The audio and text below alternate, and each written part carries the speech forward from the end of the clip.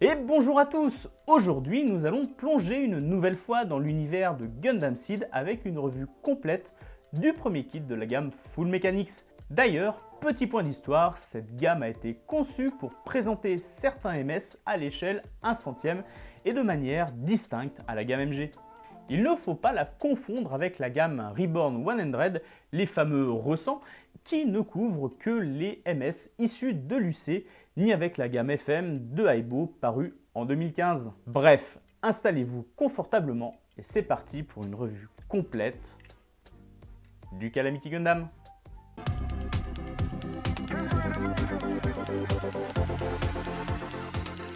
Comme d'habitude, les petits trucs YouTube et des réseaux sociaux, n'oublie pas de mettre un petit pouce bleu si tu as aimé cette vidéo ou de t'abonner pour ne rien manquer des prochaines et de laisser un commentaire pour partager ton avis et éventuellement tes suggestions. Allez, on commence!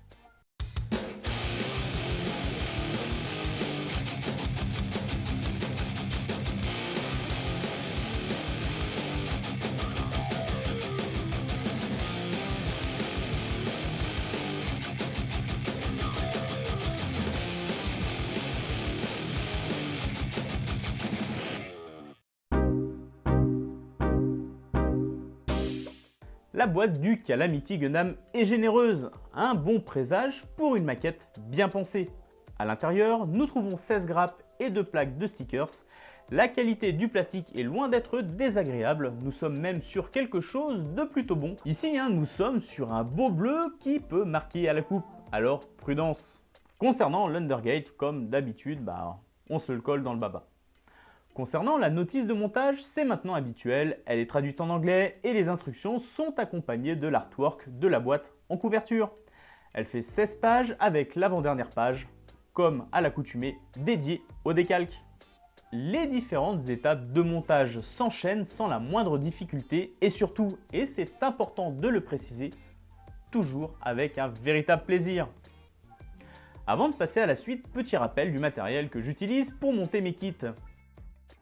Un scalpel, une pince de précision, une pince Godend SPN 120, un Gundam Marker GM 300 Eraser, un Gundam Marker GM 01 Black et enfin un Gundam Marker GM 301 Black.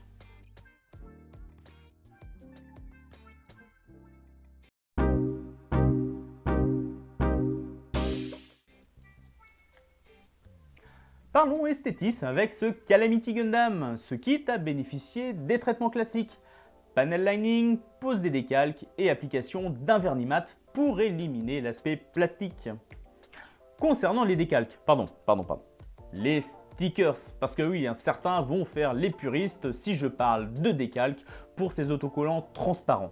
Ils permettent d'agrémenter le kit sans excès pour quelque chose de sobre et élégant. Maintenant, voici le kit complet, lourdement équipé.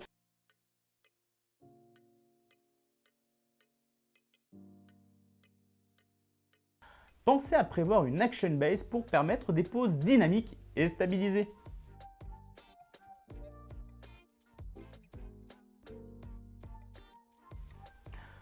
Le design extrêmement fidèle à l'animé nous permet de mieux apprécier cette magnifique machine.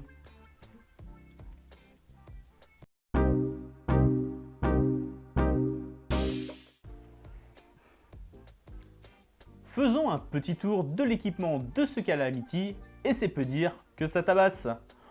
On commence par du lourd avec le bazooka Todesblock. Son objectif?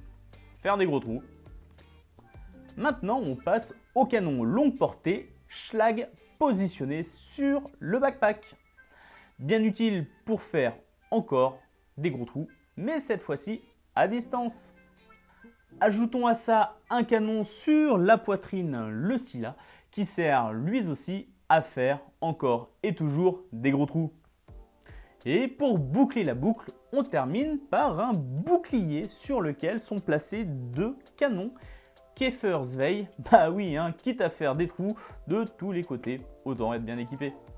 Bref, vous l'aurez compris, cette machine est là pour effectuer du tir d'artillerie, comme le Buster dont il est l'héritier technique.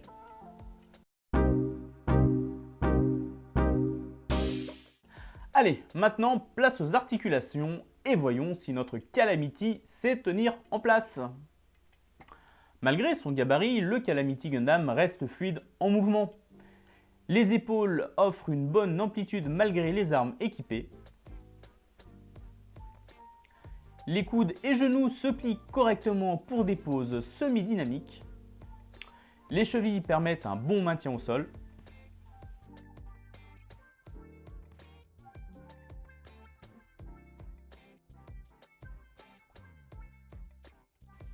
La tête pivote sans problème et le torse pivote bien assez pour orienter la pose.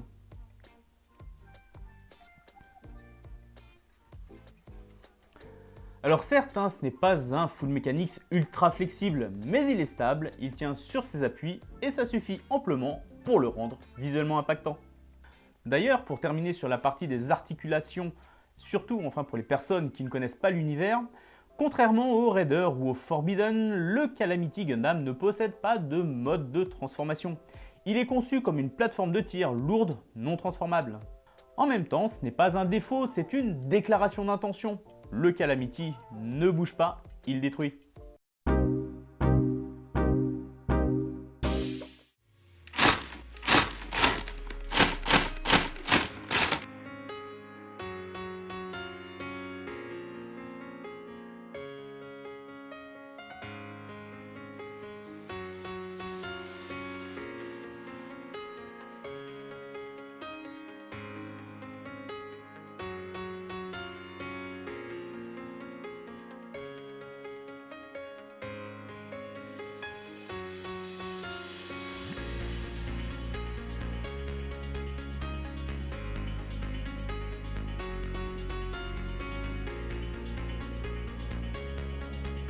Concernant le montage du Calamity, il y a encore une petite chose que je ne vous ai pas encore montrée.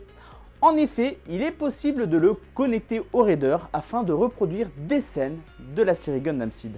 Allez, regardez comment faire.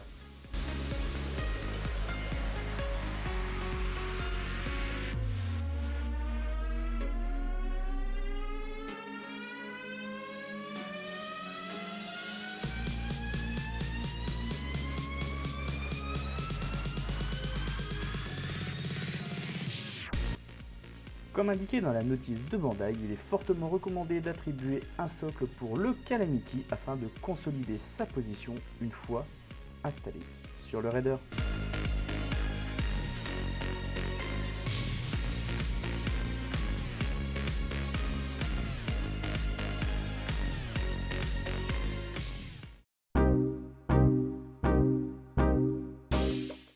Et voilà, on arrive à la conclusion de ce Calamity Gundam en Full Mechanics et c'est un kit très agréable sur plusieurs niveaux. Déjà un design ravageur, une construction solide, simple et efficace, un arsenal brutal et bien fini. Pour les fans de Gundam Seed ou les amateurs de Gundam massif, ce modèle est une évidence. Facile à monter, imposant et prêt à trôner fièrement dans votre collection. En somme, pour une soixantaine d'euros, la prestation proposée par ce kit est plus que pertinente et saura vous convaincre que la série des Full Mechanics a sa place dans votre vitrine. Merci d'avoir suivi cet épisode jusqu'ici. S'il t'a plu, laisse un like, un petit commentaire. N'hésite pas également à partager tes propres astuces et abonne-toi pour plus de contenu Gunpla. Allez, à la prochaine. Salut!